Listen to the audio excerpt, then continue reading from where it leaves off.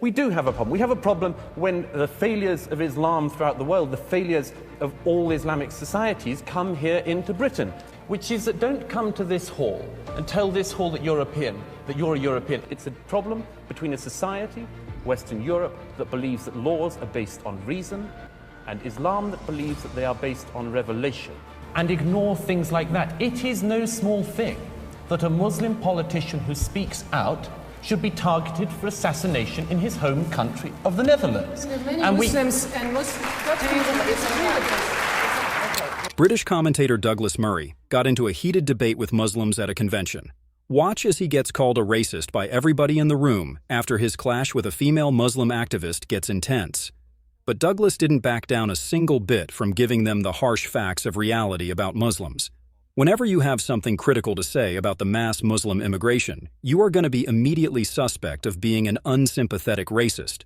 Fortunately, these baseless claims are going to be faced by a worthy challenger like Murray, as we are going to see today.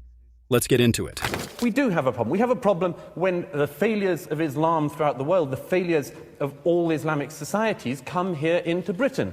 Their intolerance of freedom of conscience, their intolerance of apostates, their intolerance of freedom of expression and freedom of speech, their intolerance of minorities, other religious minorities, sexual minorities, their intolerance of gays, their dislike and distrust of half of the population, women, and many, many other things. And this is one of the major issues with the Muslim population that pro-mass immigration advocates never want to acknowledge. They will call you a racist who segregates by ethnicity, when they don't acknowledge that the people they are trying to bring in droves here are one of the most separatist groups you could find out there, which is so ironic. In 2009, the Centre for Muslim Studies, along with the Gallup poll, interviewed 500 British Muslims. Over 99.5% of those British Muslims found homosexual acts unacceptable. What was interesting is that the government has given concession to Muslims as well as other religious organisations. So it seems to me, in fact, this government here is prepared to give religious organisations, including Muslims, the rights over lots of gay men and women. Imagine what would happen if those people actually came into power. And the thing is that this is not fantasy anymore. In London, white British people have become a minority in their own country, in comparison with all the other ethnic groups combined, which is a phenomenon that perfectly outlines the mass immigration happening in places like the United Kingdom. Now let's watch Murray as he exposes the plot Muslims have in Britain, which they are trying to enact right in plain sight. And the call, what's more, for a parallel legal system within Britain and European societies. This is monstrous. No other group behaves like this, asks for parallel laws. This is a fundamental problem, and it's one we're going to have to deal with. It's a problem between a society, Western Europe, that believes that laws are based on reason, and Islam that believes that they are based on revelation. Between these two ideas, I'm not sure there is very much compromise for Europe. It is not Europe that has let down its Muslims, but the Muslims of Europe that have let down Europe. They come into our country and then they expect us to bend to their willies. We provide them with a new home and much better human rights than they have in their own countries, and then they try to take that away from everybody just because it says so in a dusty old book. This is the Muslim immigration issue in a nutshell. Now listen to this as Douglas expertly takes his opponent's points and turns them upside down. This is not solely something which we have to say we can never reconcile. Of course we can reconcile this, but we need to be honest about it. We need to be frank about it, and we cannot avoid things just because they are unpleasant. And if there were one thing I would wish Muslims in Europe could learn today, as fast as possible, it would be this: that you have no right in this society not to be offended. You have no right to say that because you don't like something you can commit violence, or you would like something to be stopped or censored. You have no right to have more hate laws or hate crime laws or hate speech laws just to defend Islam. You have to realize, the Muslims of Europe have to realize, that a society in which even your deepest feelings can be trodden upon is the only society worth living in. And the sooner we can learn that, the sooner that Islam can learn that within Europe, the better. It is not Europe that has failed its Muslims. It is Islam that has failed Europe. I'd argue Islam has failed its Muslims. Thank you. These are the types of reasonable claims that Murray is putting forward when taking part into this discussion. However, what he receives in return throughout the rest of the talk are repeated accusations of racism with no real talking points addressing the ideas he puts forward. Here are some examples of this. You talked about how Europe has dealt with this problem, and what you basically have alluded to in the 6 minutes that you had are that Muslims are a problem. And you're from the organisation called the Centre for Social Cohesion, and it's worrying that to have you talk about these things in this manner. What you are basically alluding to is that Muslims are external to Europe, and it's worrying that you see it that way, because then that means there is no chance of there being any solution to any problem, or Muslims being seen as a part of Europe and being seen as European citizens. Thank you. Well, I mean, it almost seems as if the only good Muslim would be an ex-Muslim. And I think the question tonight is whether we in Europe are actually capable of looking beyond the color of religion.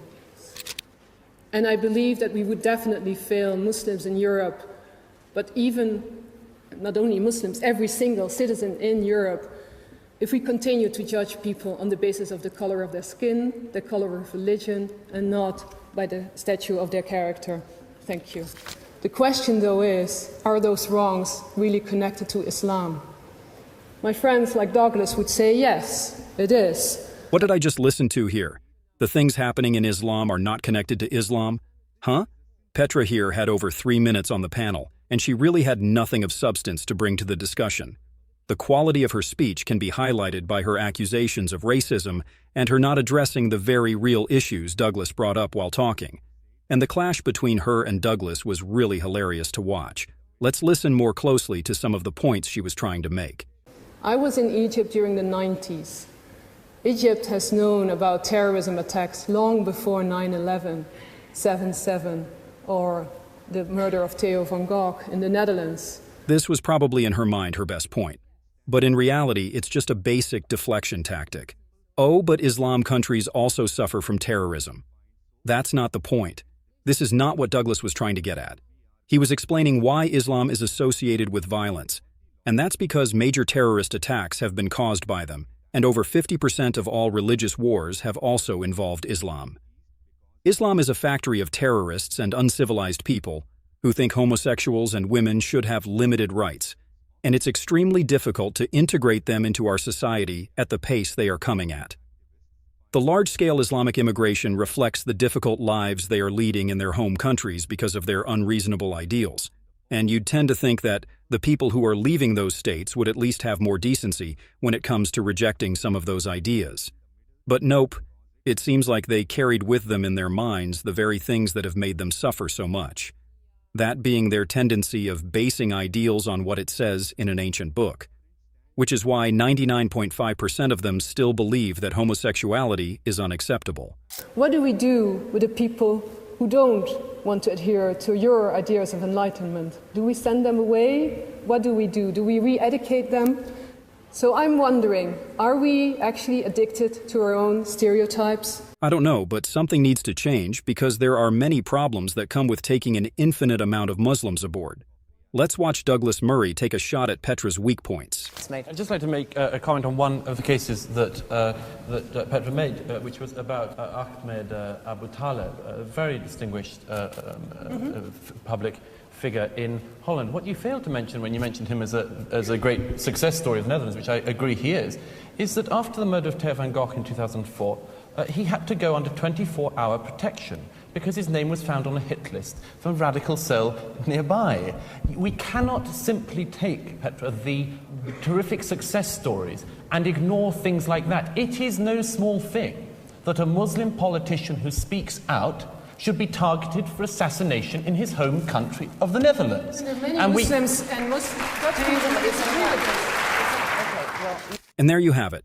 What Douglas is referring to here is an incident where Theo van Gogh, a filmmaker in the Netherlands, was assassinated for making a film where he criticized the lack of rights Islamic women have.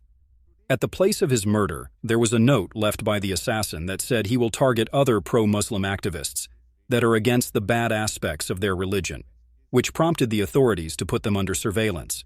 As a response to this, Petra's debate partner said that Douglas is taking one extreme story and trying to associate it with all Muslims, which is just another cheap tactic of trying to disconnect the very real connection these types of atrocities have to the culture of Muslims.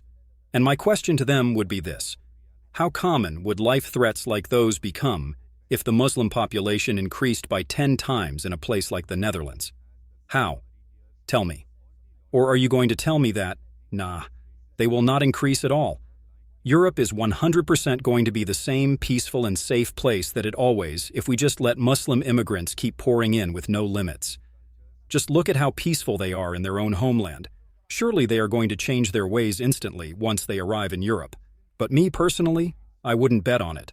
Okay, now it's time to see who won the debate. Let me give you the result now. So let me remind you that before the debate, as you in the audience here were coming in, 237 of you were for the motion, 220 were against, and the don't knows were 218.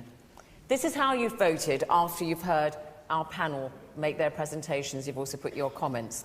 So after the debate, for the motion, Europe is failing its Muslims, only slightly gone up, 249. Against the motion, 346. 346. And